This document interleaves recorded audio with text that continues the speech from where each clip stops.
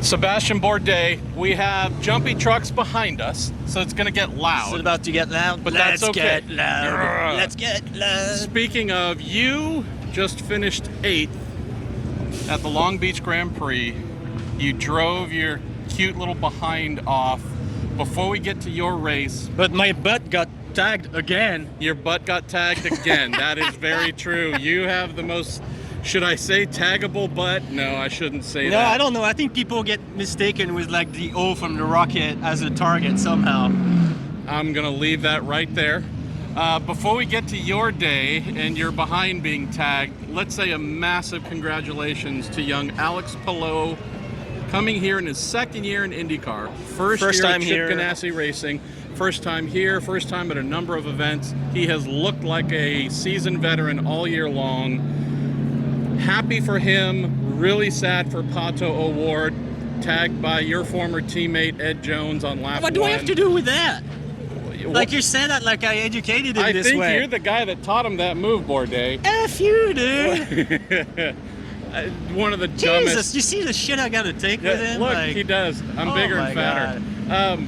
One of the dumbest things you could imagine, right? Just why? Why? Well, on the race incident, okay, but on the championship leader, you just can't. You just can't take those chances. You just can't. Last year, I was in that position at St. Pete. It was with Scott, and like you just don't do it. Like you don't even go in the fight.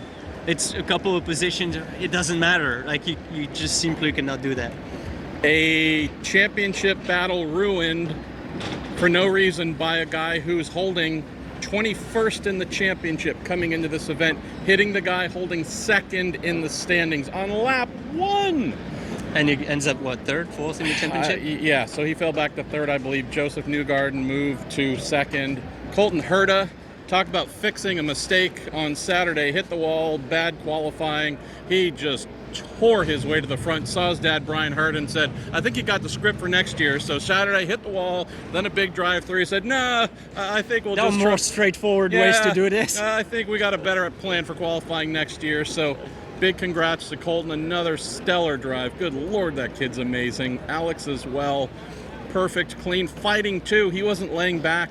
He finished 4th, was making some serious hardcore passes, so he wasn't trying to win this championship just by taking it easy. I think, honestly, that to me, that's the most astounding with him. Like, he's super calm and composed, but he never lays off.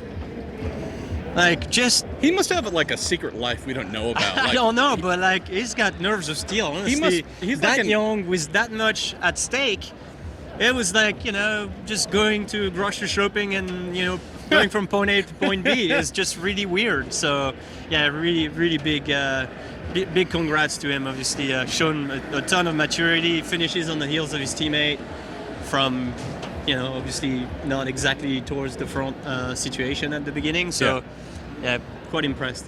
Barry Wanzer, team manager, told me this is his 10th title at Ganassi that he's been a part of. He's, again, just a delightful human being. He's going to run out of fingers.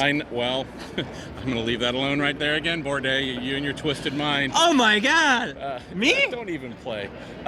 We got to say congrats to his race engineer, Julian Robertson. He was Scott Dixon's engineer, Dixie's first title at Ganassi, so nice little trend there. Ricky Davis, crew chief, just great folks there, really obviously happy for them. Yeah, you don't win championship with bad guys around you, that's for sure. And there's none of those at Ganassi. It's willpower, boys and girls. Gonna leave that right there as well. We're not talking I have no idea what you're talking about. We're not talking about what we spoke about at dinner last night. Hey, so you finished 8th. Oh, you're missing a lot. Oh, yes. We're leaving. You have no idea. Again, this is the episode of Things Not Said. You finished 8th, Sebastien. Your dad was levitating. He was so happy. He came up, he gave AJ Foyt like a hug and a fist bump, and AJ's looking at him kind of like, who the hell is that guy? Well, that, and then, son, did we win? I swear it said the number 8 next to where the car came home. But anyways, your dad's over the moon. From 28 happy. to 8, not too bad. I know. That's what I'm saying. You did a great job. The team did a great job. Your race engineer, Justin Taylor. Again, there's a lot of talent here. But you ended up going into the second lap of the race at the very tail end of the field because who decided your backside was too pretty to leave alone?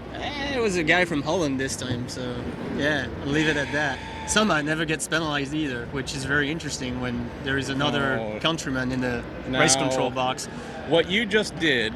Did I say that? No, yeah, I did. I just did. His parents already believe I hate them. He thinks I hate him. Well, it's okay. I can add myself on the list then. No, because you write something nice, they never say a word. You write something critical, they yell at you. But anyways, so now I can't wait for the response from the VK family. Nonetheless, tell us about this, brother. We don't know. We don't want this to be your last IndyCar race, last Acura Grand Prix of Long Beach, but tell me about this experience. Like I said, I mean, if it's my last race, then I guess it wasn't too shabby. I had a pretty good run. Honestly, we made some changes after FP1. The car was pretty decent in FP2, and I just ruined it. Like, I got frustrated in traffic, stabbed the throttle coming off of 4, and tagged the wall.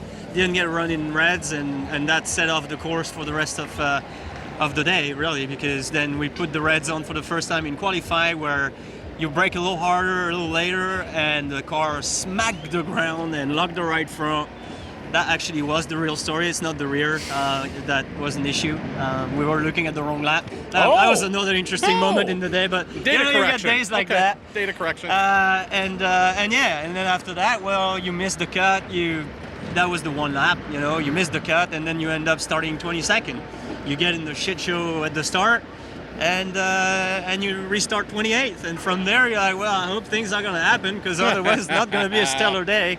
Thankfully, a few things happened. Teams did a really, really good job. Yep. Called me in when Pato got stopped at the end of pit lane over there, and that caused the yellow, trapped quite a few guys out.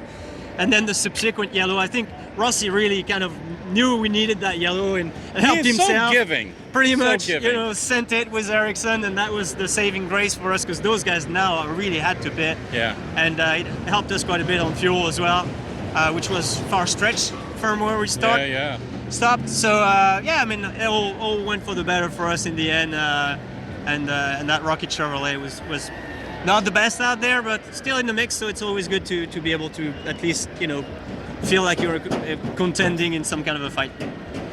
We're about to get run over by the fuel truck, so we better say farewell to the final IndyCar Hamburger and French Fry show of the year. We hope it's not the final ever for he and I. Well, it's about to be the final ever when they run us over.